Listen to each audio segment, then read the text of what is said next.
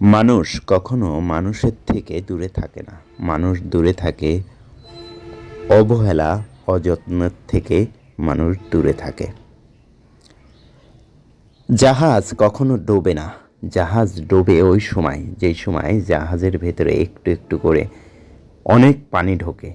অনেক পানি ঢুকে যায়, জাহাজ ওই সময় ডুবতে শুরু করে।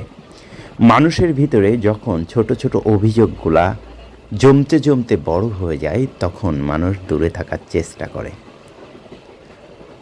অবহেলা, অযত্নে সম্পর্কে নষ্ট হয়।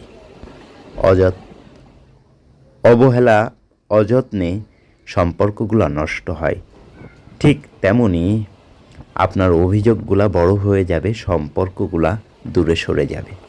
আসুন আমরা সম্পর্কের প্রতি যত্নশীল হই।